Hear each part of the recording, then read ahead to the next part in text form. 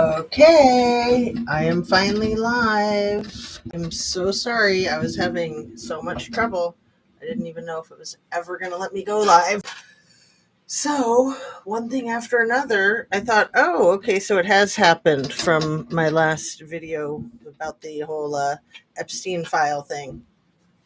I thought, okay, they're not letting me do it no more. But I think it's been shadow banned again and again and again. Justice Jane, what's up? How are you? I don't think I'm familiar with you. If you want to, I don't know, do you have a channel? Or is that just a handle? And Sherry, hello. Hello, my dear. Nice to see you. It's nice to see both of you. Thank you for being here. I'm just always excited when I get new folks. So there is quite an established, wonderful team of people that are very loyal viewers, and I appreciate that. I also super appreciate new viewers. So Sherry is one of my oldest viewers that I know of. Justice Jane is, I think, new to me. And yeah, man, justice for Suzanne. I have never given up on this case, but I will be completely honest. I have certainly lost hope. I've brought it up a couple of times recently, and I've just been like, OMG. I have a lot of personal connection to this case, both because Barry Morphew is like a freaking doppelganger of my father, and my father was a killer, like Barry, allegedly, I believe, and, tried to do that to me and my sister. So that was when I was like 11 and she was 13. And Sherry probably knows that story. For fireflies, I love fireflies. New here. Oh, you're so sweet. You are more than welcome. And I never want people to feel like intimidated. It's just that my channel is so tiny and I love people to interact. So I'm always trying to draw people into the conversation. And then if it's somebody that I don't recognize, I like to find out who you are just because I'm super curious. I mean, sure, there's trolls too, but if that happens, that happens. That's like par for the course. And, I mean, it helps your channel actually. The irony is it helps your channel. But let me get started with all my normal stuff because I was so freaking excited when I saw that Barry Morphew got arrested. I literally felt like it was an early Christmas. It's been 5 years, you guys, over 5 years. And I learned about this case kind of the minute it hit the airwaves. I don't even think I watched YouTube much, if at all. Suzanne Morphew was one of the cases that really got me into YouTube. But I was doing Facebook. I was a Facebook queen, the way I've been a YouTube queen for the last 2.5 years. And I was in like all of the Barry Morphew, Suzanne Morphew Facebook groups. And I got invited into a lot of the little elite Facebook groups. And I had a lot of people sending me private messages with like top secret information.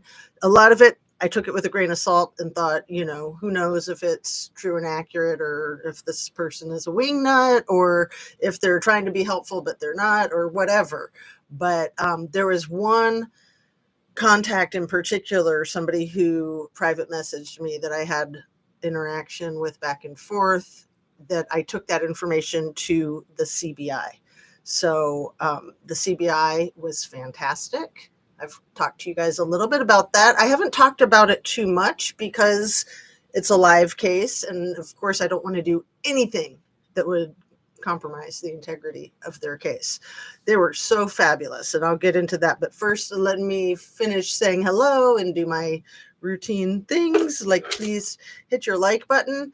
And everything I say is simply my opinion for the sake of hoping to start a conversation, open up a discussion, learn something, be educational. All my videos are made for YouTube. It's an infotainment platform. I said infotainment. I said it funny, so you might have thought I misspoke or something. That was intentional. And please make sure that you're still subscribed if you are subscribed. And if you're not, consider doing so Subbing up is always a good way to help a channel. Share a video of mine. You can share this video while we're live with somebody that you think might like it, or share it in a Facebook group or something. That's totally awesome. I would do that with the channels that I watched, and I helped some of those channels grow tremendously. And I was happy to do it because it was good stuff. So I'd share YouTube videos that I saw into Facebook groups, and people would be like, wow, because I don't think there was that much of like the crossover from Facebook to YouTube back then, 5 years ago, at least not in my experience. Of course, now there's a lot more because it just keeps evolving. And turn on your notification bell to ring if you want to be notified when I come on live. I'm going to apologize in advance because I do need to scratch my nose. And you know, that's one of my pet peeves. I hate scratching my nose in front of you guys. But I haven't been taking my allergy med, so that's good. Good that I haven't really needed it. So there's been a lot going on in the news. I was getting a little discouraged. You know, I never get discouraged. It gets challenging and I just fight harder. But it wasn't letting me go onto my live. And I was trying this, that, and the other thing. And then I got my IT crew in here because, you know, they're all out there. And I've got some really good IT people in my team. I have 4 kids and a husband, and actually we've got a wife of a kid and a girlfriend of a kid here right now. So there's like a full house, and probably all of them are brilliant with the computer. But in particular, my son, who's going to be 18 next month, the one who just is moving out right now, and my husband are both really good. But pretty much anybody in my family other than me can fix things on the computer when I can't. Sometimes I can fix it, but it wasn't letting me get into my live. So I had to like reset my live. I think this was the 4th time. And so instead of setting it up in advance, I just went straight into it and it worked. So. And anyway, when things like that happen, when there's glitches, and that was a glitch that's never happened quite like that, it makes me wonder, like, is it just a glitch, or is it because of my last live about the Epstein file that when I made those 2 videos, because I made one live that was almost 3 hours, and then I clipped it to under an hour to make it just the lawsuit that I read, that 10 or 20 page lawsuit. And I kind of thought I'd get more views, but I also kind of thought it was going to like make my channel disappear. So neither one happened. So I guess that's good. I don't know. I mean, you know, maybe they're just not worried about me because I don't really know anything anyway. And I don't. I mean, I just pay attention, and I have a lot of life experience, and I trust my intuition, and I try to keep an open mind that I could be all wrong. Like maybe Barry is just an innocent husband whose wife is missing, and he's forgotten to keep looking for her and the perps, right? Oh, he's done so many horrible things that we know of. And then there's the horrible things that he is suspected of that are like off the chain horrible. So let's get into that right away. Well, maybe try not to talk about the war because, you know, I mean, it's not a war. It's just the attacks from last night. Man, it seems like so long. As soon as I found out about them, of course, I had to like scour the internet and find as much information as I could.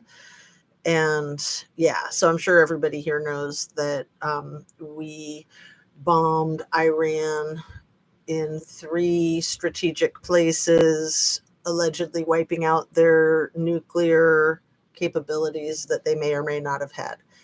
And, you know, we'll just leave it at that. We're going to try not to talk about it. I do feel like there's quite the intersection of power and control with domestic violence and their permissive kind of attitude. Because honestly, you know how I like to be so straightforward. Honestly, I think that dumpster fire may or may not be responsible for Ivana maybe falling down a flight of stairs or maybe not falling down a flight of stairs.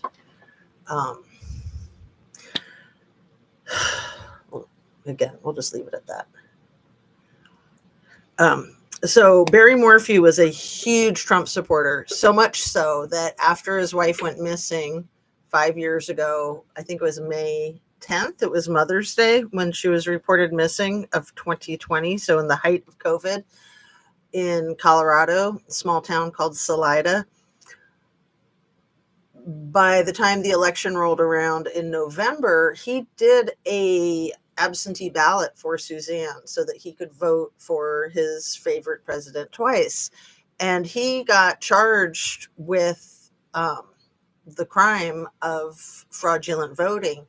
And he did plead guilty, and he tried to say, well, I just didn't know it was illegal. I thought husbands could vote for their wives because, he's like in the 30s or something. So back, when women weren't even allowed to vote. So of course their husbands would be able to vote for them. Like, why not? Because their husbands can control them and do everything for them. And it's interesting because like there was another, a Black woman that I read about who thought that she could vote. She had served some hard time. And so she's ineligible to vote, but she didn't know that. She tried to look into it and was ill-informed, and she voted. And she got sentenced to 5 years in prison. So, Barry Morphew, being white, being manipulative, being good-looking. He's extremely handsome. You got to just come to terms with that because that's one of the things he really uses to his advantage to manipulate people. He's just a snake. But what was I going to say about, he's connected. He's very connected. When he was arrested the first time around, it was abundantly clear how well he was connected. And it took a long time to get him arrested. I don't think he got arrested until the 1-year anniversary of her missing. Even though once the body cams came out of the police officers, when they first came into contact with him, when they're out on the road looking down the crevasse or the, the hill that her bike was at the bottom of, and they're on the road looking down, and Barry had just gotten back from Broomfield to, see why his wife was missing. After getting the next door neighbor involved, this 72-year-old elderly woman, because he's just a jerk and doesn't care who he messes with. That body cam footage of them interacting with him, like right off the bat, it was so obvious that he was such a freaking lunatic and that nothing was right. And then some other very telling body cam footage. And I don't think this body cam footage was released to the public for like a year or something. It was a long time. And of course it was Paula Plunder that probably got a hold of it. And I want to always give her shout outs because she's so good with getting that body cam footage and putting it out on the streets of YouTube. Some of the best footage from this case, I believe, is when the law enforcement is interacting with the 16-year-old's boyfriend and the boyfriend's dad in the driveway, in the Morphew's driveway in front of their house. And both of those two are such nice men, the father and the 16-year-old boy, such nice people. And they're trying so hard to be so helpful, and they're so earnest, and they're, not suspecting anything crooked out of the girlfriend's father, not at all.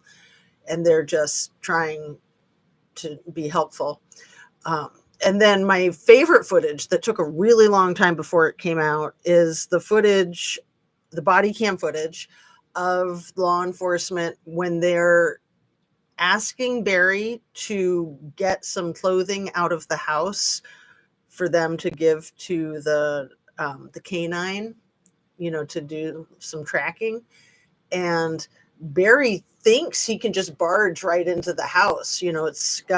They already have their law enforcement in there, but they're staying tight on top of him. Like they let him know without any confusion, like, you are not allowed to go into your house. We will take you into your house. We will take you to the place to get the things that we're asking for, and then you will be going out of your house. So in his crazy mind, he probably thought he was going to sleep in that house that night. He probably thought he was going to live in that house. I don't believe he ever got to go back into that house, to the best of my knowledge. I could be incorrect, but he certainly wasn't allowed to go in there other than those few minutes. And he went to the laundry hamper, pulled out some dirty clothes, which is pretty much what law enforcement asked for so that the dog could get her scent. But the clothes that he pulled out of the laundry hamper were precisely the clothes that he had said she was wearing when she went missing.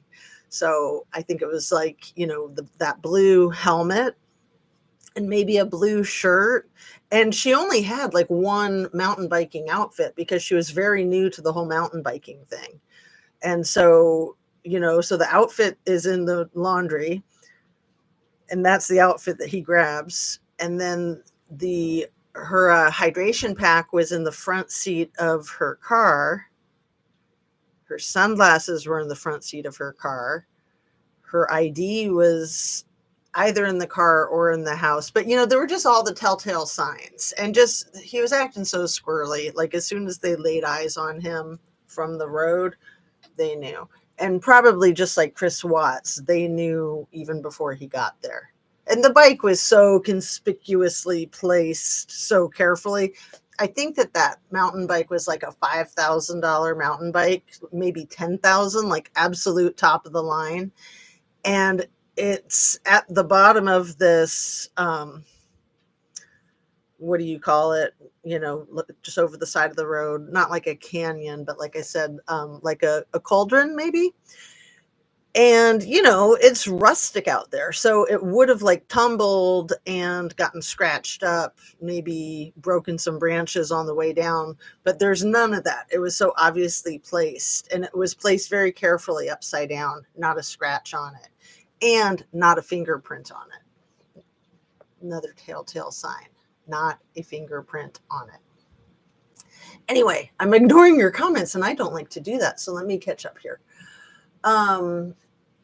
She is going to get justice.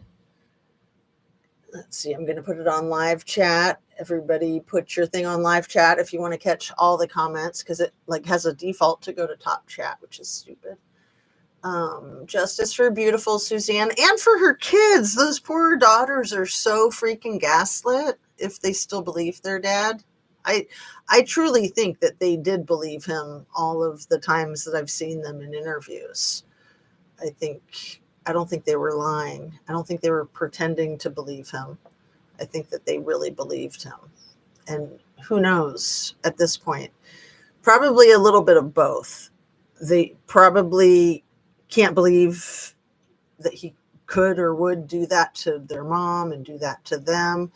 And there's probably enough evidence for them to maybe know that he actually could have. And again, this is a case that hasn't been prosecuted, so I want to try to stick to my allegedly, in my humble conspiracy theory opinion, allegedly, the thing I stole from Rich Lux. Although my opinion is that he is guiltier than guilty. And I've always thought that from day one. Like I said, I'm very biased because he looks exactly like my father, except my father had brown hair and Barry has light hair. Exactly like him. And the same look in his eye, too. One sec. Come here, baby. All right, Coco. Hey, honey. Oh, walk all around. You're all right. I don't know why she's having a hard time today. It's really hot here, but she's kind of acting like there's thunder and lightning or something, and I don't think there is. That would be nice. That might help bring the temperature down. Coco, baby girl, you're good. So anyway, and then I might have to move a fan again because it's so hot. Let me do that 1 second.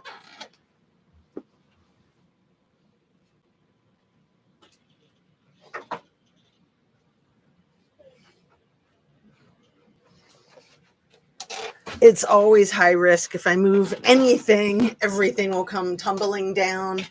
So, yeah, and this light keeps moving. And it's kind of an annoying one. It's not one you can really control too well. I've wavered on even using it. So again, I was trying to get caught up with you guys. Let's see.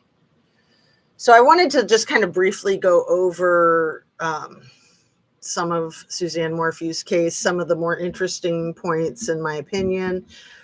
Talk some about like Tyson Draper, the guy who made that infamous tape of him and Barry interacting on the road. He just dropped a new one, I think yesterday. So,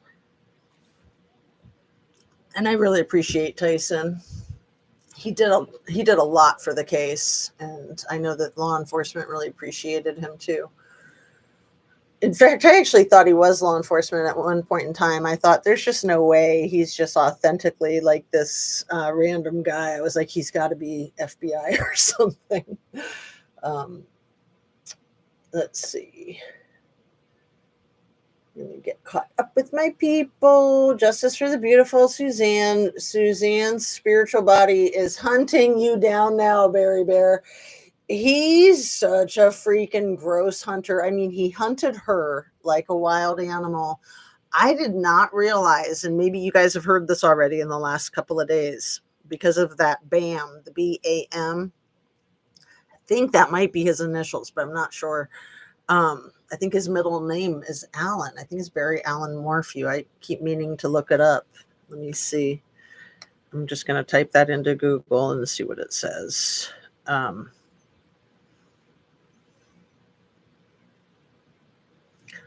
Barry Allen Morphew.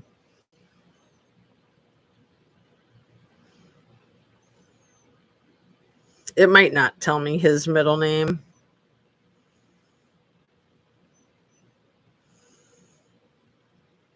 And it's probably on the lawsuits, right? Let me try this. What is Barry Morphew's middle name?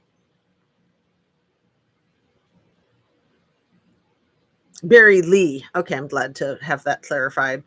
I don't want to put incorrect information out into the ether. So his full name is Barry Lee Morphew. Anyway, the BAM is some type of tranquilizer, a very strong animal tranquilizer that's used by hunters that is hard to get a hold of. It's a very controlled substance. And there was no one in the Salida area who'd had any sent to them in the research that law enforcement had done. Nobody had had any for years. And even Barry didn't have it sent to him while in Salida, Colorado. He had it from Indiana and he brought it with him. They'd only moved 2 years prior. So they grew up in this real small town in Indiana. It starts with an A. Is it like Alexandria or something like that? Again, let me do my Google so that I can be accurate. Town where Suzanne Morphew grew up.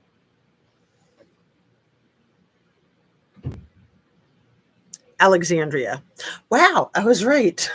I always think of Alexandria, Virginia. Anyway, Alexandria, Indiana, the small town. They went to the same high school together, and her family was extremely wealthy. She got cancer while she was dating him as a teenager before they even got married. But her family was loaded, and they owned a golf course. Well, they owned like a chain of root beer stands and a root beer company.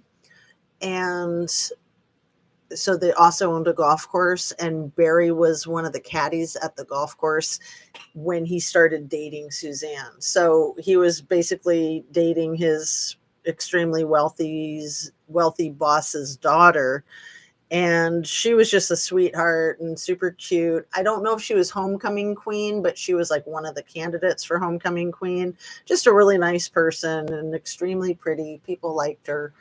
And He was also a very pretty boy and had a great career, athletic career in front of him. He was picked up by the Toronto Blue Jays for a professional baseball team, but then he got an injury and he was not able to continue down that path. They both went to Purdue University. She became a teacher and he went on to get his master's degree in landscaping architecture, I think, at Purdue. And so he had this big architecture business, but his business was basically bankrolled by his father-in-law. So there were a lot of financial issues all the way through, and still are. She was the one that was loaded, but he would pretend it was he that was loaded because he was the one who owned the business. And then when they had children, I mean, teachers make good money and they make a steady income, which when you own your own business, you don't have that luxury. You might make a lot of money, but it's usually feast and famine if you're lucky enough to make a lot of money. A lot of times you're making a lot of money, but it's going out the window as fast as it's coming in or faster. Anyway, my point is that she was his bank. Her dad was his bank. And then, when she went missing, there was a reward. I think the reward started at like 100,000 or 150,000, and he put that reward up. It was the exact same amount that they had borrowed from her family, and that her family was demanding that they pay it back, and he was livid. So that amount was highly symbolic. Like he was trying to like stick it to them with that amount, and then trying to act like it was no big deal. Like, oh yeah, well, we just doubled it to 200,000. The doubling it to 200,000 was the 16-year-old's boyfriend's family was loaded, and they kicked in $100,000. So Barry started with $100,000 to piss off her parents, in my opinion. And then the girlfriends, and I always get the daughters confused. It's Mallory and Macy. And I think Mallory's the older one, and Macy was the one with the boyfriend. Anyway, beautiful girls. And the boyfriend is just an absolute sweetheart. He's adorable. I'll put links in the description to the body cam footage things I'm talking about, so you can see them if you haven't seen them or you haven't seen them in a while. Anyway, where was I going with all that? The money. Just a really sad situation. So after she recovered from her cancer, I think she was like maybe 19 or something. She was around 19 when she was diagnosed with cancer, and roughly, give or take, a year or two. And around 19, roughly, when she overcame her cancer, give or take a year or two. And then they got married pretty shortly after that, I think in their early 20s, probably right after they finished undergrad. And he was a couple years older than her. Anyway, she never got cancer again until shortly before her demise. So in 2020, the year of COVID, she was diagnosed with cancer. And I think it was 2020 when she was diagnosed. Maybe it was the previous year. So let's just say around 2020. She'd not only been diagnosed with a resurfacing of the cancer, but she also beat it again. She had just had a clean bill of health at the end of April, I think April 30th. And then she went missing 10 days later. So the 16-year-old was living with the boyfriend because she had to be so careful about not contracting COVID or any other germs while she was recovering from her cancer treatments and her cancer. And the older daughter was in college, so she wasn't living at home. So it was just the two of them. And I think that is very much a part of the fabric of this story, is that especially for couples with domestic violence, that COVID was a really tough time. I mean, it was tough on a lot of people for a lot of reasons, but couples that were happy together probably had a rough time too, just being, um, confined. We were all pretty much confined to a very limited number of social contacts. And for most of us, that was just our family members. Um, anyway, I'm still trying to stay caught up with you guys, and I'm excited to talk about this case. I'm excited to be on live because I don't think I've been on since like Thursday or something. And then I thought I was going to be able to come on Friday. I thought I was going to be able to come on yesterday, and then I was afraid I wasn't even going to make it on today. So let me get caught up. I wonder how many times he moved her too. Justice Jane. Yeah, it looks like from the amount of decomposition that she was probably in a protected area, maybe buried somewhere. I mean, because he had the landscaping equipment, he had the excavator. Remember, he always had that little miniature excavator with him on the trailer of his pickup truck. He had it with him at all times, and he got a new blade for it, like I think a day or two after she went missing. Like, she probably went missing on Saturday, in my opinion. But then Sunday was when there was a lot of covering up going on, in my opinion, on Mother's Day. And then I think it was Monday or Tuesday at the latest that he got a brand new blade for that excavator. So yeah, he probably, I mean, how easy would that be for him to bury her? And he, no pun intended with his first name, and he had a lot of construction sites. So there was like a little plateau where he was developing. It was under development, so it was like a housing development. He was building some of those houses. There was the retainer wall that he was working on in Broomfield, and they probably took that whole retainer wall apart. He was rebuilding it. He said he was rebuilding it, and he probably was, but it probably didn't actually need rebuilding. He probably just pretended that it did. And there was a lot of details about that, but I'm still trying to get caught up. So let me do that. Let me focus on getting caught up. I know, I wonder if the daughters believe him now. The background listening, cleaning the pool. War is so scary. For fireflies. War is so scary. My son's in the military. He's active duty. So yeah, super scary. Prayers for our country. So strange to know they found a baklava in her gravesite. A balaclava? I don't know what that is. Like baklava, I know is a delicious dessert. Let me look that up.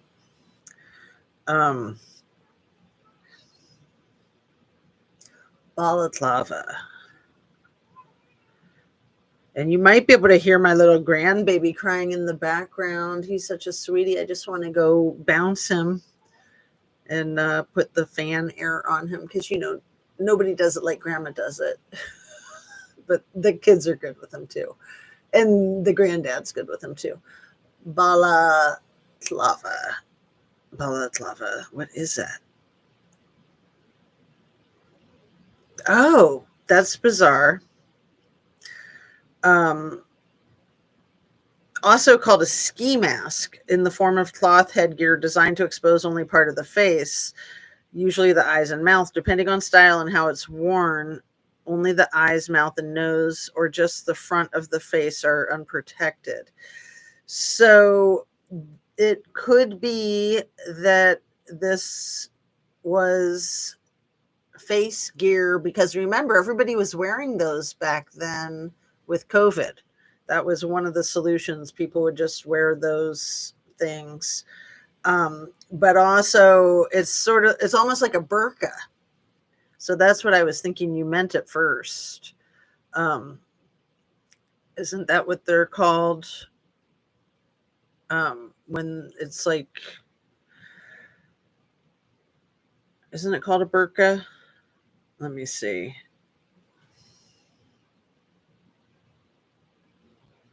Burqa.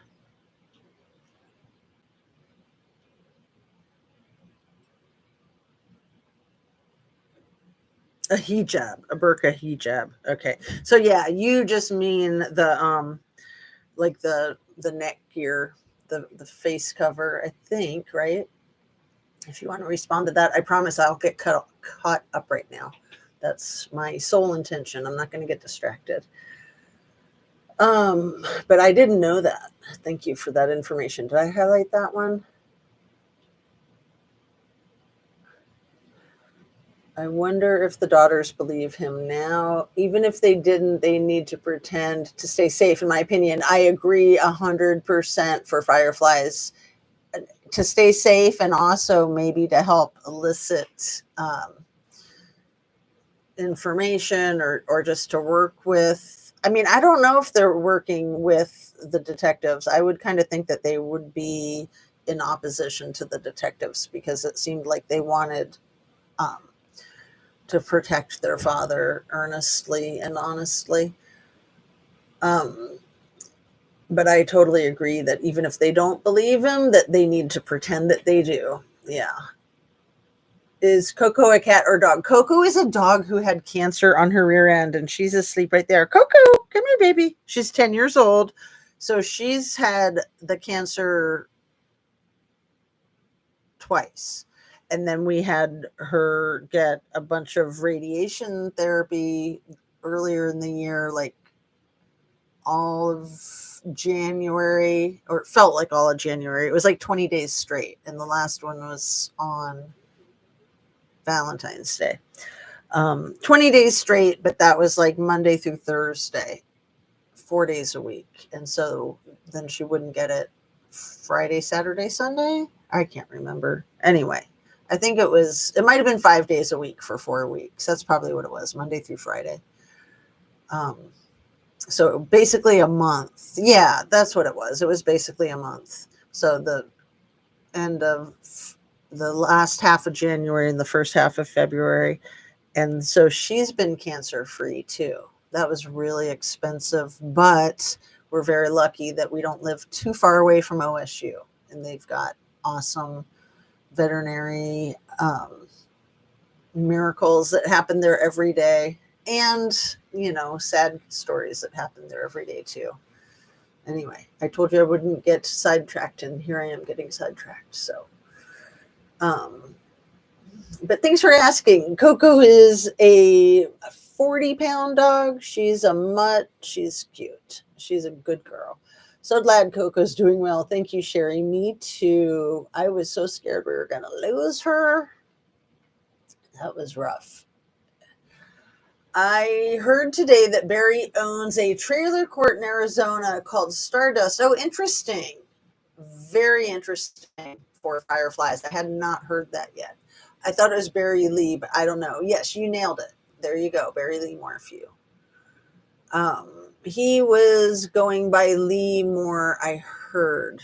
Okay, yeah.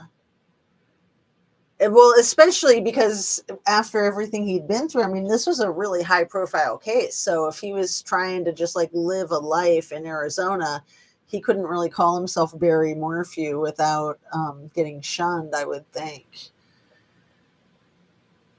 I mean, even his look, he's a very distinctive looking man. Like I said, he looks a lot like my father. They both look a lot like Bill Paxton, the actor. And, good looking men, but also unique looking, not somebody that you'd get confused with other people. I mean, is there anybody else that looks like Bill Paxton? I can't think of any other actor that looks like Bill Paxton.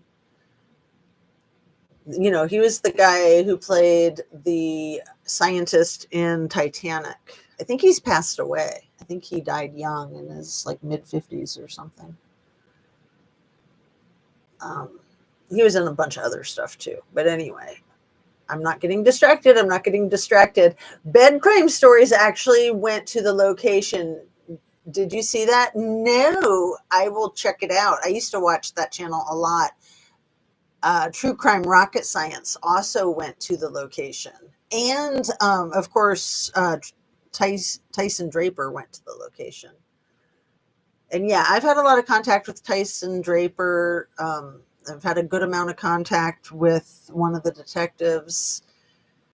Um, I felt like there was something that I had to offer to help propel the case forward, especially when people were coming out of the woodwork, private messaging me information. And most of that information I didn't really take seriously. Like I said, there was just one in particular that I didn't know if it was authentic or not, but I thought I should turn it over to the authorities and let them determine whether it was something worthwhile or not. And they were so nice. They were very like transparent and open and honest with me. And I tried not to ask questions because I was just trying to be helpful. I didn't want to be a thorn in their side. But I did know that they were going to release him before the first trial, and that was because they were pretty sure they knew where the body was. And that's what they told the courts too. So that's not anything confidential. That's public information. And then it took them an entire 2 years to rearrest him. And it took a really long time to find the body too. It probably took almost 2 years to find it. And they kind of gave up and they found it like by accident almost. And yeah, I know the area that they found it in. The area that they found it in is really close, like maybe an hour or less drive away from those sand dunes where Chris Watts and El Disgusto, Sexy Empanada, Nicole Kessinger went. It's a pretty creepy place from my understanding. I haven't been there, but it's very desolate. So let's see. Yeah, Bed Crime Stories is a really interesting, the way she packages her material, I really like. I couldn't think where I saw that, but yes, it was Bed Crime. Okay. And Plunder said he was going by Lee more lately. Oh, see, I went to Plunder to see if she had put anything out recently about that case, and I didn't see anything more recent. Was it something more recent, or are you just talking about older stuff? And you said, poor Suzanne Fireflies. It makes me think of that 26-minute video that Barry made where he said, oh, Suzanne, I'll do anything to get back at you. He actually slipped up, said to get you back. It was interesting. Lying liars, they freaking rat themselves out all the time. He ratted himself out when he said he was chasing chipmunks outside the house, shooting them. Then almost instantaneously, the law enforcement was like, oh, so he was chasing Suzanne outside of his house, shooting at her. Maybe, Missed the start, Fred Field. Hello, how are you? Are you in a heat wave too? It's probably like in the 90s here.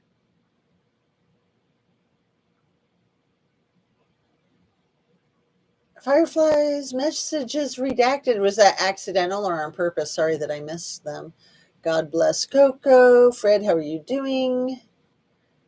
Going in for leg on my right leg veins tomorrow, poor circulation. So did you already do the one, Fred, or is this the first one? Because I've kind of been in a time warp the last few days. I haven't seen you in a few days. I knew you had it coming up, but let's all pray for Fred and his procedure. Tyson, yeah, Tyson is a stand-up guy. I really like how honest he is with himself. Like, I'll share with you what he shared on his videos about what he learned about, one of the many things he learned about himself during this whole process. When Suzanne was missing and she was lost, and he went to help try to find her, and he realized pretty quickly that he was lost and that he was trying to find Tyson. That's pretty insightful. Not a lot of people would be able to admit that to themselves, I don't think. But then again, not a lot of people would show up to try to help look too. Prayers lifted for you, Fred. Yeah. Is Coco a cat? Oh, does Fireflies have a Coco also? Did I miss that comment? I wonder how many times he moved her. Right. I'm just so shocked that her remains were mostly intact. I didn't think that that's how it was going to happen. And he probably buried her on his own property to begin with. I would bet you. I would bet you. I hadn't really thought it out, but I'll tell you why I think that as soon as I get caught up with these last couple of comments. Plunder was just put one out today. Oh, good, good, good. Yeah, I checked probably too quickly. So I'll look and see what she's got. She's always got her thumb on the pulse. Thanks for that information. Let me highlight that. And yeah, I know this is one she was super invested in too. I mean, she's worked on this case since day one. Me too, Jane. First leg. Okay. Jane, Coco is a dog, she said, hun. Okay, yeah, my Coco is a dog. I thought maybe there was another Coco. It's a pretty common name for pets, and I think especially for dogs. But the thing about moving her, tired, had no AC all night, do thermostat mess up. I am so sorry to hear that. Because, yeah, we're going to be having this like temperatures in the 90s, I think, at least until Tuesday. So, what did I want to say about when he moved her? One of the most stunning things in this case, there were a lot of crazy, stunning things. But let me just start with one, which was I think it was the first day of the search when they had like a search team. And maybe you remember seeing this information 5 years ago. Barry was dressed in camouflage. I think he was dressed in camouflage when he was arrested a couple days ago, too.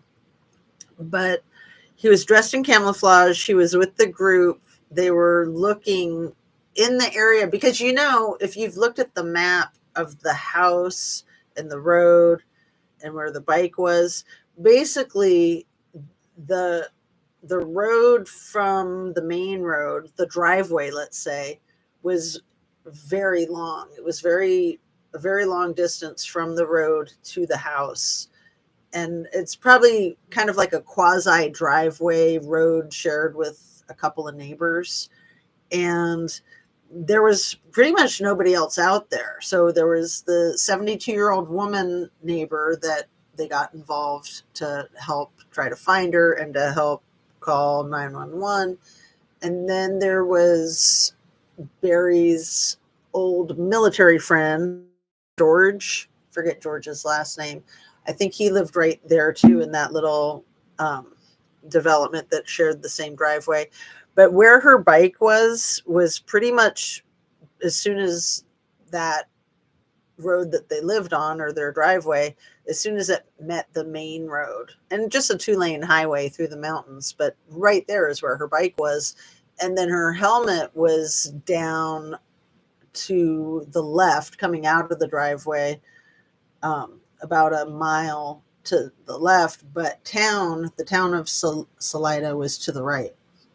So Barry even like made some mistakes when he was telling law enforcement how when he was headed out that morning to go to Broomfield for his said job, that he would be turning right to go to Broomfield, but that he saw a herd of elk, and being a hunter, he got curious and turned left to check out the herd of elk. And that's exactly when they figure he turned left to plant her helmet down there. And then remember that store that he went into? I want to say it's like Poncho something. It was like a little health food store or grocery store where he was like rummaging through their dumpster and they were already closed. But then he like tried to get in, and he came to the door and he was knocking and he was just really pathetic. And they opened the door and he handed them a note that said like blue helmet and, you know, blue t-shirt or something. It was just really random and really discombobulated.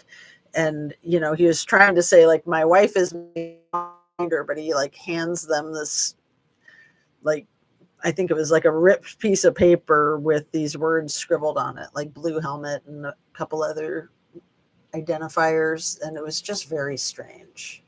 Very strange. I mean, the whole story, like, oh, she went on this bike ride. And then I think Barry had like a whole army of people on the internet thinking that he could persuade public opinion.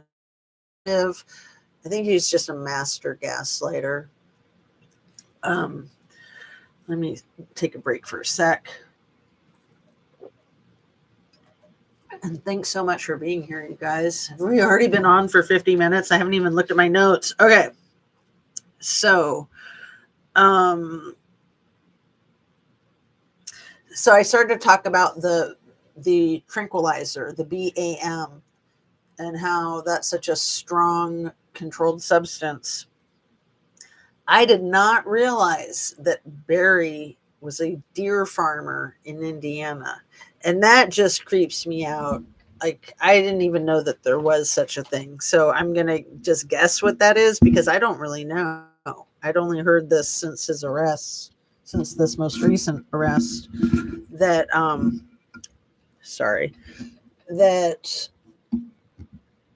that he would raise deer on a farm probably and then set them loose, I would think, so that there's more deer for people to go hunting for. But he would use that tranquilizer to shoot the deer so that they would be subdued, and then he would basically steal their horns, and then they would wake up and keep going. And it's a very illegal thing to do, but that's what he did. And that's what he claimed he did in Colorado as well. Good night, everyone. I did not follow much of this case, and Dexter wants to play ball. Oh, okay, Fred Field. Well, thank you so much for coming in. Kylie Rodney. Let's talk about Kylie Rodney. So yeah, Kylie Rodney was 2 years later. But see, I think Kylie Rodney's case, which is the one that you and I both really like to talk about, that COVID played a big role in that case too. I mean, California, where Kylie was, and Colorado, where Suzanne was, are more populated states that had very restricted COVID lockdowns, very extended and very restricted. Like, I'm in Ohio, where it wasn't that big of a deal. I know New York and Los Angeles and the bigger cities, probably Chicago, I can't even imagine. But yeah, in Colorado, I think it was one of the most restrictive. Like, you weren't allowed to be more than like 2 or 5 miles away from your house, I don't think, for many months, unless it was for medical or for food, if you just lived too far away from the grocery store. But yeah, it was extremely restrictive. Sorry, got a phone call. Oh, nice to have you back, Sherry. No problem. Yeah, good night, Fred. Thanks for coming, and we will be thinking about you tomorrow. And please check in with us and let us know your status.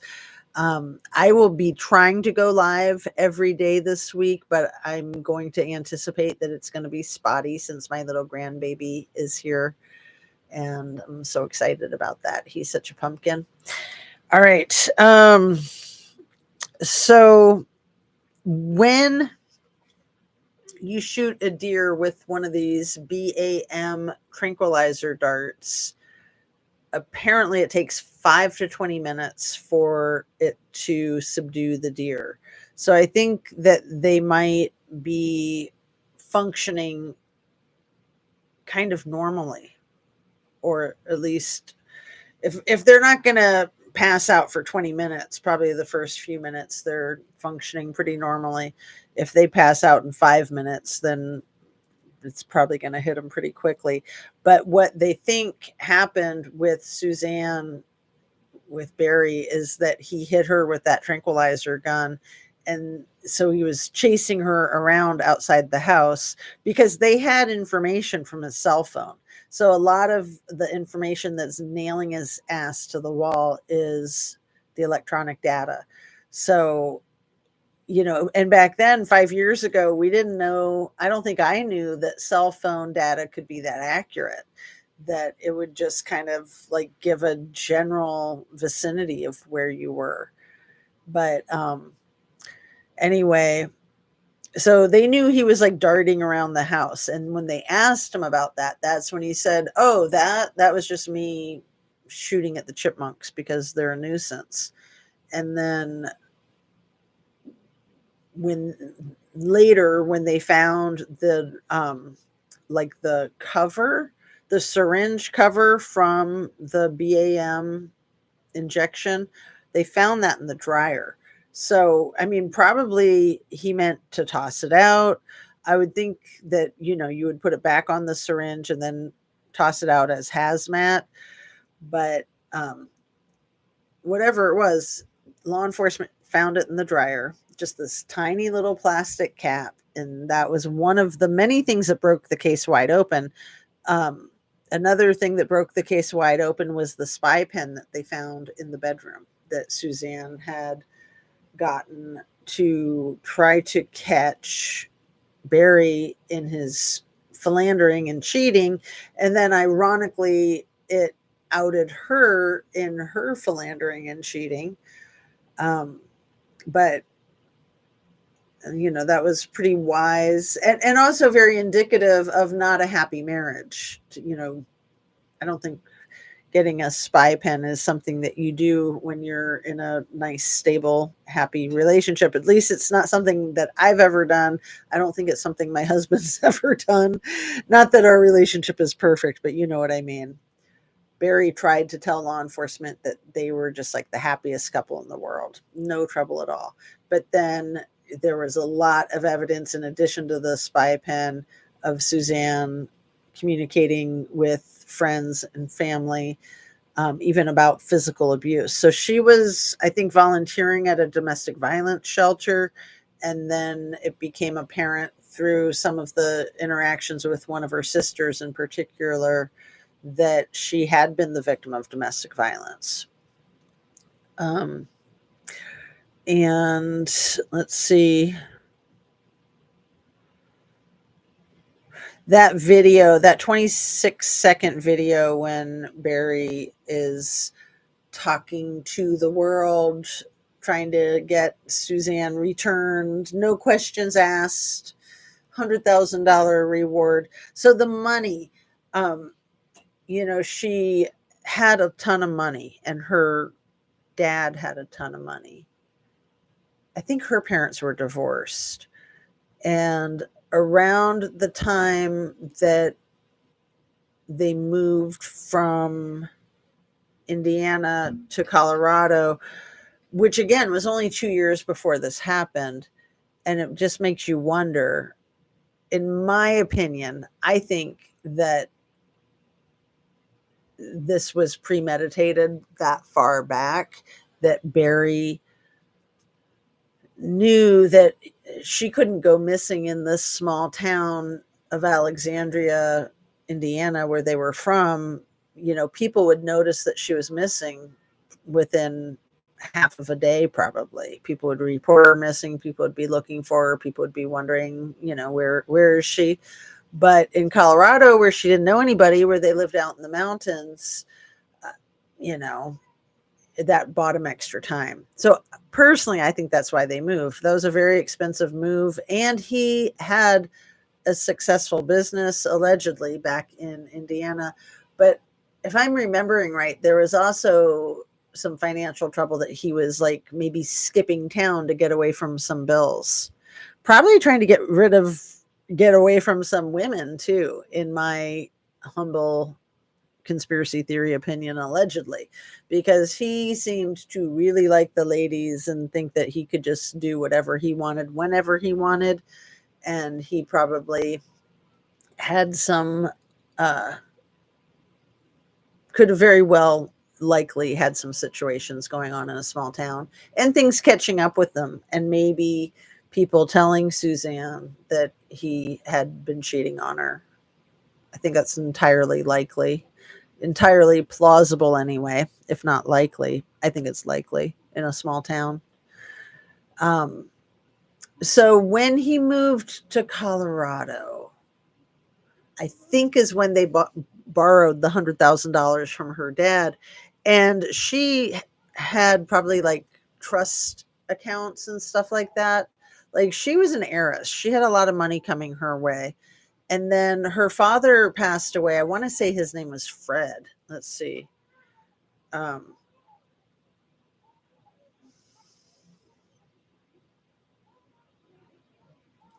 Suzanne Morphew's father,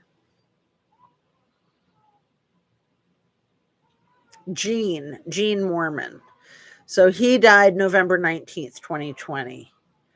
And then I think it was his root beer company. Let's see. Suzanne Morphew's family's root beer company name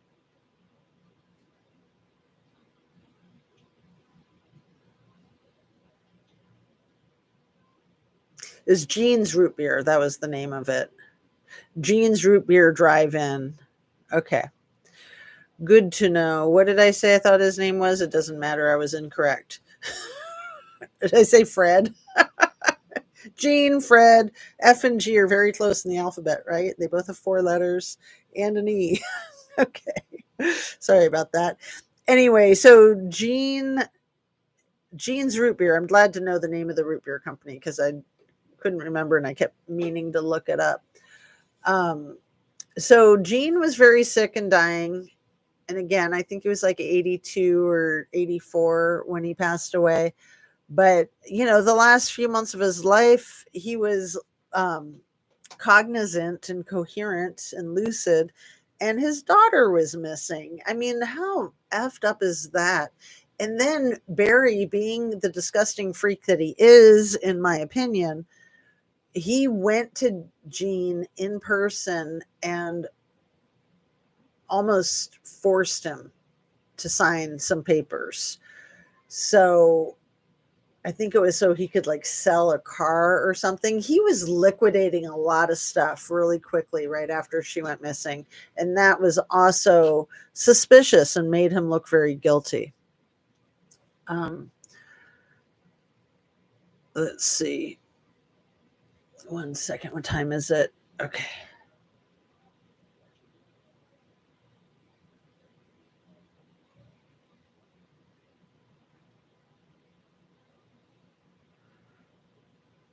Just need to answer this text real quick.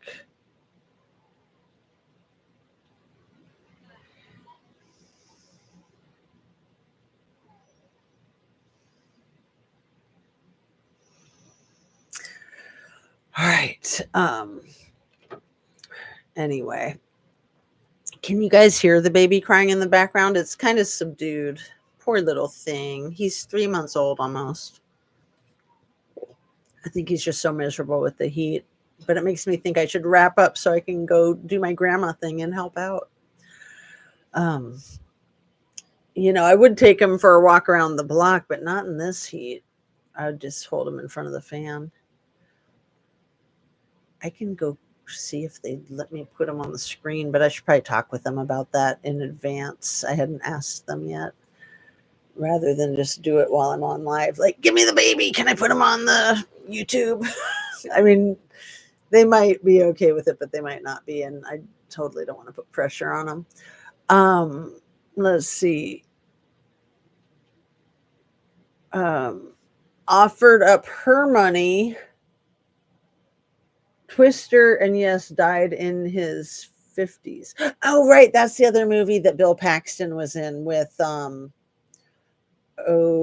great actress that we all love from As Good as It Gets and Mad About You. Can't think of her name right now. You know who I'm talking about. Helen, right? Helen something. Man, brain work. Let's see. See, that's what happens when I don't make videos for a few days. My brain shuts down.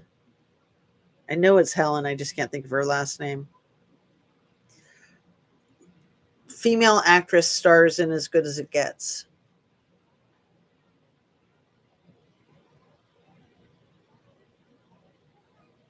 Helen Hunt. Okay, Helen Hunt was in Twister with Bill Paxton. Died in his 50s. Yeah, that was really sad. Now since I've started doing all this YouTube, now I'm learning to get suspicious of everyone who passes away young. I mean, sure, people pass away in their 50s from heart attacks and things like that, but was he in the Epstein files? I'm like kidding and not kidding at the same time. It's just nuts. And there's a lot of drug abuse in Hollywood too, and they'd like to try to keep that on the down low. So when someone dies of a heart attack, that isn't ruling out that it couldn't have been a heart attack induced by something like Coca-Cola, that might code for that other stuff, the snow, the white powdery stuff. Offered up her money. I can't stand Barry, the deer, the chipmunks, and poor Suzanne. Yeah, he's so disgusting. And the way people are towards animals is so indicative of just who they are as people. And he just felt entitled to take the life of anything and anyone he felt like, in my opinion. Yes, for fireflies, says Helen Hunt. So yeah, that 26-second video is fascinating. Like where he's sitting. I've always wondered if he's like sitting on her grave, let's say, on his own property. You can hear there's like rushing water in the background, and I know that there's like a creek, rushing water creek, I think, between their house and the road. I think you had to go over a bridge. If not, then it's on the other side of the road. But right near there was a pretty major creek, because, he even tried to pretend that when she crashed down the hill on her bicycle, she probably was dazed and confused and wandered into the creek and then got swept away. And, when they say creek in Colorado, that's a pretty strong current usually. Colorado's different than here. When we say creek, we mean, something tiny that's just trickling water. But yeah, you can hear the water rushing in the background. It says 26-second video. I think it was like day 7 or day 8 that he created it. And law enforcement had asked him if he wanted to make a public plea to try to see if, somebody had her, because that was his theory. His theory was that she'd been abducted, or that she was abducted by a giant cat that ate her, right? Seriously.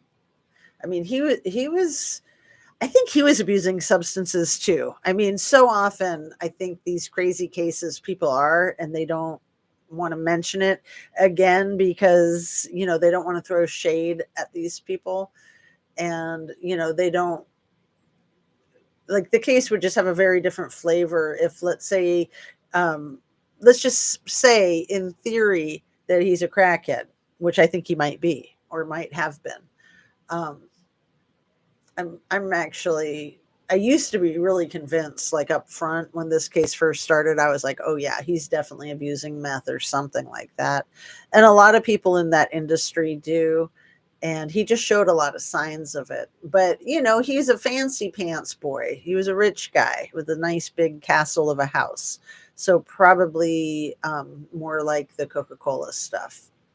I think that was a factor in the Kylie Rodney case. I think that was a factor in the Idaho 4 case. I think that that's a factor in a lot of cases where it gets overlooked. I mean, even in things like the Epstein files or the Diddy files, Sean Combs. The Karen Reed trial wrapped up the night after my last live. And we all know she was acquitted. And are they going to continue investigating and find more suspects? Because it's my opinion that the other people that are the prime suspects would be the other people at the party, which were all the freaking law enforcement officers. And some of those were the same law enforcement officers involved with Sandra Birchmore's case. It's so gross. It's so gross. they thought they could just pin this on John O'Keefe's girlfriend.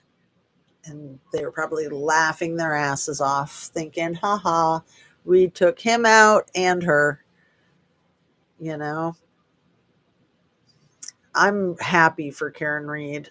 I'm really happy for justice. I just kind of wonder if they'll even pursue it because of the corruption. I kind of think that they won't, that they'll just be like, oh, well, we don't know who any other suspects may be. Huh? The dog? Right? Anyway, um, so yeah, that 26-second video when he finally did that, and when he waited a week to do it, that was also evidence for law enforcement that they were just like, yeah, no. If your family member's missing, you're going to be on that like white on rice. His response when they asked him if he was going to do it, his response was, it's too soon. And then he did it on his own. So like a really controlled tape that he released. So he recorded it on his own, he edited it on his own, and he released it on his own, as opposed to getting in front of, say, a news crew like Chris Watts was stupid enough to do.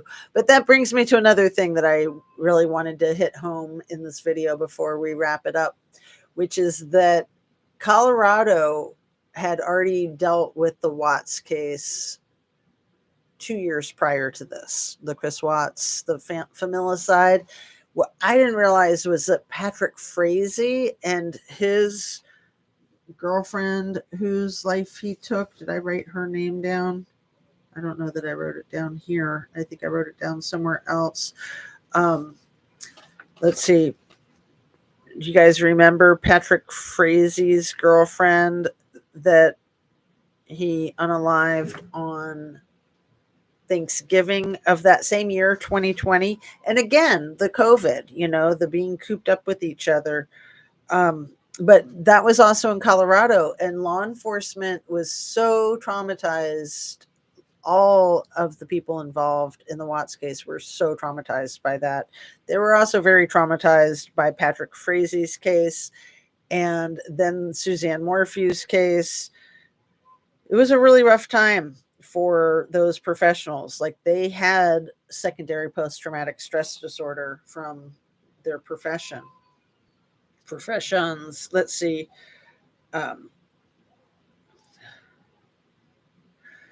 Patrick Frazee's girlfriend. So there were two. There was the mistress that helped clean it up, but it was Kelsey Barrett was the girlfriend that he red-rummed.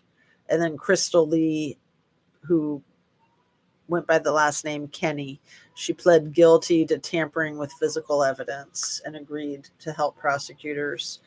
So yeah, I didn't realize how close that they were both the Watts case and Kelsey Barrett both happened in 2018. And then, there was also talk within law enforcement that they thought, like the rest of us thought, that maybe Barry Morphew learned a lot from the mistakes that Chris Watts made, and maybe from the mistakes that Patrick Frazee made. And so he was learning from those cases how to evade law enforcement. We do know that he paid close attention to true crime. So he was into the true crime podcasts, because they lived so remotely. So he would have to drive to his work sites. He probably listened to them on earbuds while he was working too, if the equipment wasn't too loud. Done playing ball. Did I miss a DC rant? DC? Who's DC? Fred Field, what am I missing? Did I miss a DC rant? Do you mean like Washington, DC? Or am I like totally blanking on something that I should know what that means? So yeah. Remember, I was going to try not to talk about Washington, D.C., which is fine. I don't know if that's what you're referring to or not, Fred Field, but most of my videos have been like all political lately, and I am so sick of it. I hope you guys aren't as sick of it as I am, because I probably am going to keep going down that route. Although I've been wanting to get back more towards true crime and just forget about the crap going on in our damn government. But I don't feel like it's safe to do that. I feel like it's important to pay attention. And let me just tell you what I really think, because you know how I just like to spit it out. I honestly really think that Donnie Two Dolls is like blowing up the world to distract people from that freaking Epstein file. And if you guys think it's worthy, could you try to share that 55-minute video that I clipped out of my 2-hour, 45-minute last live? The 55 minutes of me just reading the lawsuit. Could you share that with people that you think might be interested in it? Like maybe putting it on Facebook groups and stuff like that. I'm still really lame about cross pollinating all of my social media. I don't do any of that, and I know that I should. I'm also really lame about not having StreamYard where I can show you videos and show you photographs of what I'm talking about when I'm talking about it instead of just describing it. And I apologize for that. I think I would need to have more than one computer to do that. And having one computer is probably all I can afford. So I feel extremely lucky to have one laptop and my cell phone so that I can Google everything while I'm talking to you guys. Hey, Patricia Moss, what's going on? Washington. Okay, DC. Good. I'm like, am I missing something else? Whose initials are DC? Yeah, so I haven't talked about that much, but I do want to, because like I was just saying, I honestly think that Donnie Two Dolls is trying to blow up the world to distract everybody from the freaking little e-file. And I just think he's such a sociopath. He doesn't care. And, I was tying it together earlier in this video about how Barry Morphew wanted to give 2 votes to his favorite president in the 2020 election. And so he did a absentee ballot for Suzanne. I would think that he also thought that that was going to make people think she was still alive. Like, oh, she voted from her absentee ballot. Yeah, really, really in poor taste, but not surprising. I mean, somebody who's going to do what he did. So disgusting. So disgusting. And then to drag his kids through this, his poor daughters. My heart breaks for them. So I have been on for an hour and 15 minutes, and I am feeling like maybe I should wrap this one up so it doesn't drag on. I love doing longer videos, and I know some people like them, but I don't want anyone to be like, man, she just drags on and on and on. I want them to be packed full of interesting things and brain farts, right? Lots of brain farts. Uh, so, so yeah, the bombing in Iran last night. Is it just me that thinks that that's a distraction from the Epstein files? I know a lot of the comedians bring that up quite a bit too. Not just the comedians, but a lot of the YouTube channels that I watch. Like Luke Beasley and Adam Mockler and Occupy Democrats. Those content creators, I think, have the same opinion, at least up until the bombings. They were saying that, a lot of the chaos that he was creating, they thought he was trying to distract. I grew up watching Get Smart, like probably a lot of people my age. That was a wonderful, funny, cute, clever TV show about the spies, right? You had 99 and Max, and they were always talking about the chaos agents. And I didn't really know what chaos was. I was 5 when I started watching that show. And I certainly didn't know what a chaos agent was. So it wasn't long before I learned what chaos was. But it never really hit me what a chaos agent was until all this crap with Donnie Two Dolls and Vladdy. So yeah, it's going to be interesting to see what the fallout is from the events of last night. And I just hope that that it doesn't lead us into the WW3, God forbid, and that it doesn't escalate from here. But I honestly don't think he cares if it does. I think he likes the excitement. I think he loves chaos. I think he loves drama. I think he loves war. And it's just so sickening when he was trying to sell himself as like the Prince of Peace and how he would talk about himself like being awarded a Nobel Peace Prize, and how if you voted for anybody but him, we're going to have to deal with World War III. He was constantly threatening it and talking about it with Zelensky. And I was just like, dude, like nobody's talking about World War III except you. Like you're putting that out there. You're the one creating that. You're the one who's going to create that if you don't stop putting those words into the universe. Like you're going to manifest it. And yeah, that's exactly what I think his intention was. He's such a pig. Oh man, he's such a pig. I was so disheartened hearing about those attacks. And then to have Netanyahu praise him, and then for any like news and for him to act like that's a good thing, that's like having Satan praise you. So Satan praising you is not a good thing. You do not want Satan to like you. Netanyahu is like Satan, and our dear leader, in my opinion, is like Satan. So on those harsh words, I will wrap it up. Thank you for being here, you guys. It really could be a distraction. It could really be a distraction. See, now I don't want to wrap it up. Thanks, Fred. Thank you for agreeing with me. But yeah, if you haven't seen the 2-hour, 45-minute last live that I did, don't waste your time watching it because it's too long. No, I'm kidding. I think it's a good video, but it is super long.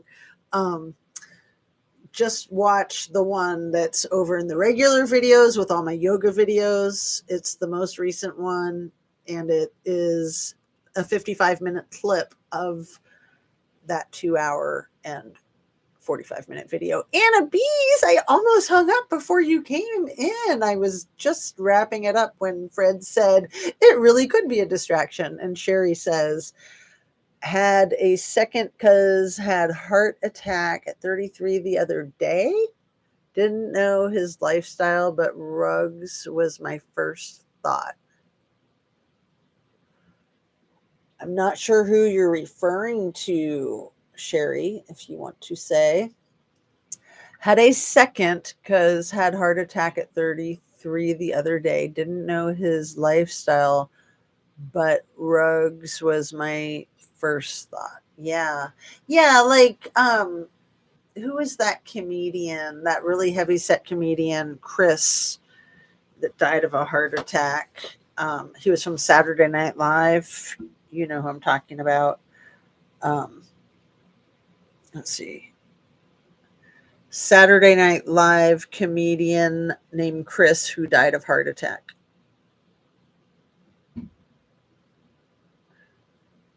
Chris Farley. You know, they said heart attack, and I think a lot of us knew right away that it was the white powder. So it was a heart attack. It was just brought on by the white powder. Hello, Anna Bees. Farley, there you go. You're on it. Hi, Jazz and everyone. Good to see some new people in here. I know. I'm excited too. I think they came because of the Suzanne Morphew, and I've been dying to talk about Suzanne Morphew and been dying for there to be an arrest. So before I wrap up, let me share with you some of what I can share about my involvement with the case. Let's see. Good to see some new people. I've been listening. I'm so glad you have your grand visiting. I know he's so cute. Good point about get smart. Bye, everyone. Have a great day. Aw. Yeah, I think about that every day, the chaos agents. So, real quick, any involvement that I felt like I had with the Suzanne Morphew case, they put out their CBI, their Colorado Bureau of Investigation phone number, and asked for anybody with any tips to just call and leave a voicemail or something like that. And I called and I left a voicemail and just said basically, that I had this information that somebody shared with me that I didn't know if it was helpful or if it was authentic or whatever. And that if they wanted to get back to me, here's my info. And if they didn't, then that's okay too.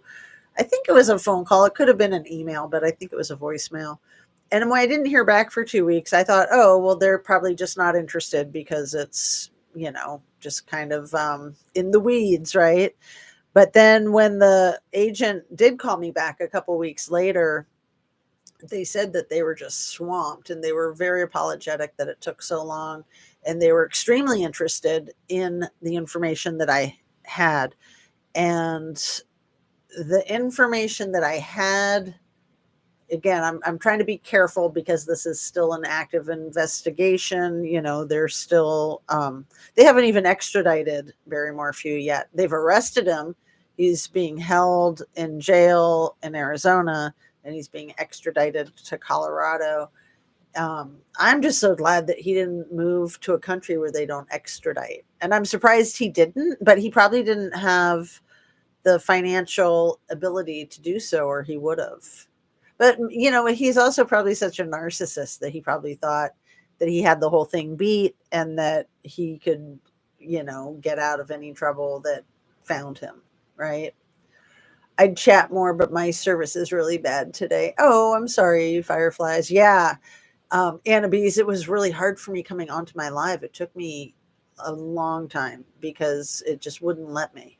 So I'm really happy to have this live. I'm really happy that they haven't deleted my channel from my little Epstein file video things. And as I'm wrapping up, trying to finish up those thoughts about the information that I shared with the BCI, they were really nice. They were just like, you can call us back if there's any other information that you have, or if you have any questions. They just had a real open line of communication. I think they called me back at some point, like a month or two later, to follow up with some questions about it. And then like I said, I tried so hard to not ask questions. But then I think that I called them shortly before they canceled that trial. And I was so glad that I knew that they were going to cancel that trial, the one that was, I think, scheduled in 2022. Because I would have been devastated if I got hit with that news and didn't know that they fully intended on finding the remains and retrying him. That if they tried him without her remains and then found her remains, that would just have been such a botched case. So, it took them 5 years. And my guess is that they'll have so much information on him because not only the cell phone data, they also have all of the electronic data from his truck. They also have the surveillance cameras from the Holiday Inn Express in Broomfield that he stayed at. There's witnesses against him, the next door neighbor, Tyson Draper. Tyson Draper plays a really strong part in the whole thing because he inserted himself and he got himself involved. He had Barry's people threatening his life and showing up in his life. And good for him that he continued anyway. And there was that woman that worked for Barry that was on that trip with him on Mother's Day. I'm forgetting her name, which she probably doesn't want her name out there anyway. I'm sure she's a good witness against him. And then there was also a guy that was on that same trip. They both, the guy and the female, were staying at that Holiday Inn Express, but I think the woman took over his room when he drove back to meet with law enforcement that day. And like I said, I'll put the links in the description to the body cam footage from when he first arrived and was like crying like a puppy dog, and he's like, is that her bike, is that where her bike was? And it was just like so bizarre. It's like, what are you acting like a little kid for? Like, for all you know, she hit her head and she wandered off and she'll be fine. She's just in a hospital somewhere and has amnesia, right? But he was just acting so cagey. And I'm sure he was acting cagey with them over the phone before he even got there. And then that footage that I love of the boyfriend and the dad that were so helpful, the ones that kicked in $100,000 of reward money to help find her. Such a sweet family, amazing people. And then, because at first I thought that's weird that their 16-year-old daughter's living with her boyfriend. Like, who does that? Like, I was really freaked out and judgmental. And then it was like, oh, right, because of the cancer and because of the COVID. And, once you like see the father and the boyfriend, it's like, they're so sweet. Like, they couldn't be nicer people, apparently. I mean, you can't judge a book by its cover, but it's a pretty interesting video clip. I'll put that in, that body cam footage of them interacting with law enforcement, trying to help. And then the body cam footage of when they go into the residence with Barry so that he can grab the clothes out of the laundry for the dog to get her scent. And it's the exact same clothes that he tried to claim she was wearing. So her one biking outfit, because we, the public, didn't know she only had one biking outfit, and law enforcement probably didn't know that too. But you know who knew that? You know who said that? You know how I know that? Is because the daughter's boyfriend said it. He said the thing about the one biking outfit. And, he said a lot of things about her being new at the mountain biking sport, and how he knew that she wouldn't just get on her bike at her house and ride from there because of the driveway and all that she would take the bike in her car to a spot where she would then get on the bike and ride. That's from the boyfriend also. A lot of very helpful information. Just simple stuff, just real straightforward. Let's see. Sherry says, oh, your chat wasn't going through, Patricia Moss. Sorry.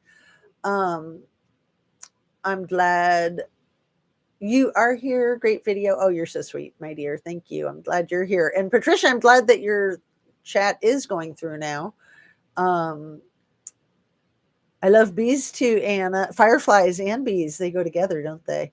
First, cuz had heart attack at 38 years old, over 40 years ago. His wasn't rugs, it was smoking like a freight train, and stress will do that. Yeah. Sherry, sorry for your loss. Oh yeah, so I'm still confused. I'm not understanding what had happened, Sherry. Let me see if I can go back and figure that out. A second cousin. Okay, your second cousin had a heart attack at 33 the other day. Didn't know his lifestyle, but rugs was my first thought. Okay. Yeah, I hope he's all right. Did he pass away? First cousin had a heart attack at 38 years old, over 40 years ago. His wasn't rugs, it was smoking. Okay, now I follow. Thank you.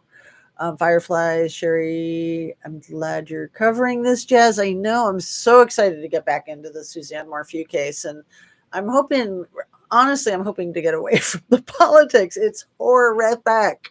But I'm going to stay on the angle of the victims of little E and little T.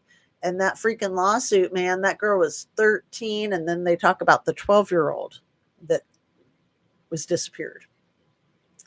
So please share that 55-minute video of me reading that lawsuit with as many people.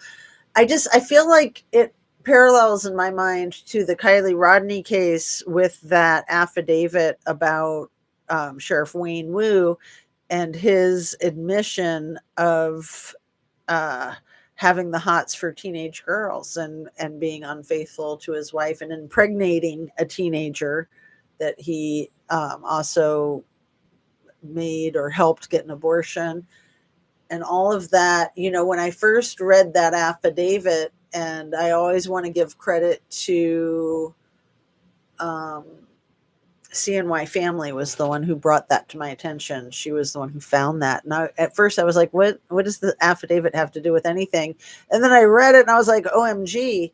So I read it on my channel early on in my channel career, my YouTube career, and not that many people saw that video. So once my channel started really gaining traction, I read it again because I thought I could read it better, you know, just having some more YouTube skills.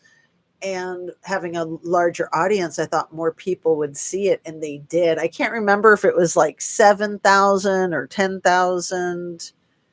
It was a lot. Let me look it up real quick and see what the count is on that video.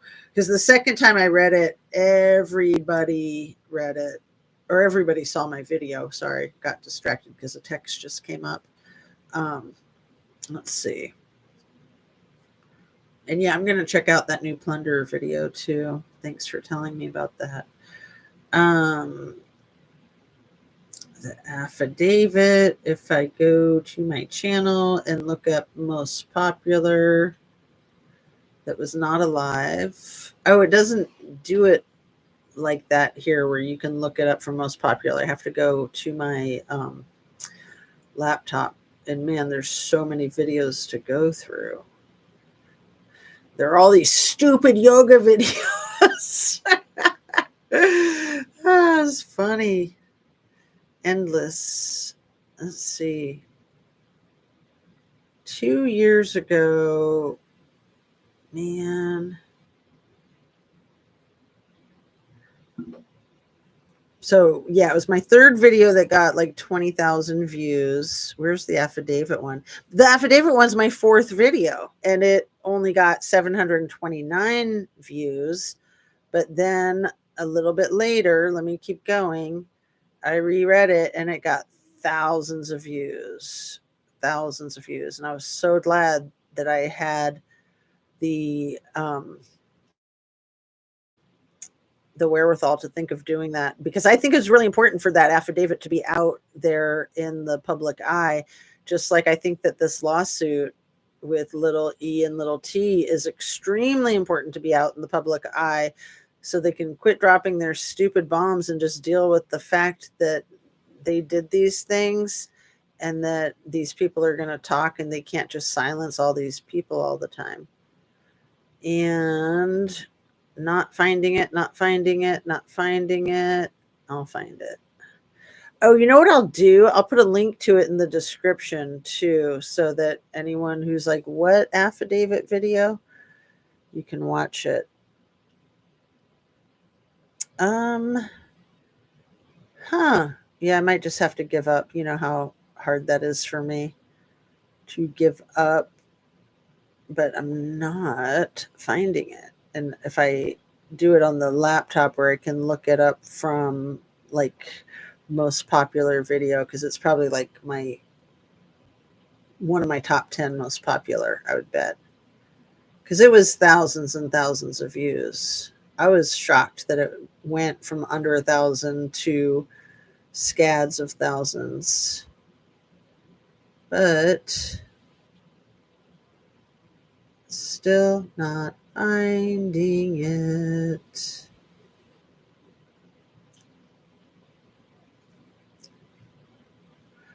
So hard for me to give something up when I just need to give it up.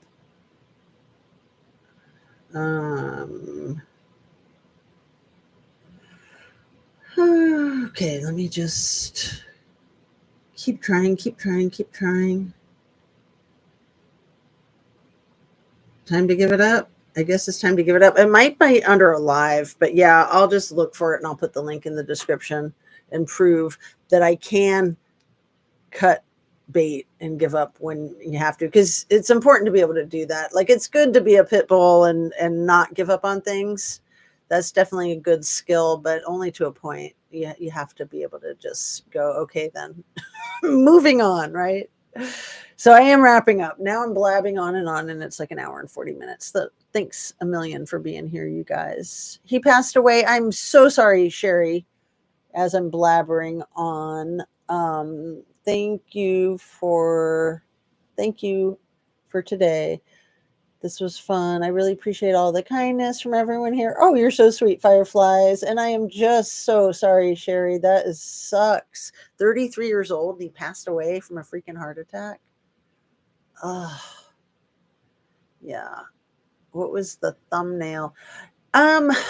Right. So the first time I did it, I have like a little justice thing and trees in the background. I don't really remember the thumbnail for the second time I did it, but as soon as I finish this video, I will look it up and put it in the description, and then we can talk about it next time. Hopefully I'll be able to come on live tomorrow. Let's see. Got here about 20 minutes ago. I plan to start from the beginning. When you're through, I was worried about your son. Is he going to be employed? So I don't think he'll be deployed now, because he's considered an essential employee there in DC as a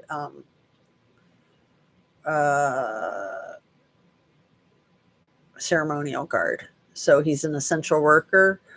But if this is a war that goes on for years, we just don't need that. Nobody needs that. It will, if it becomes a war. I mean, I don't think it qualifies as one yet, but maybe by the time this live is being recorded, it does. I hope not. I hope not.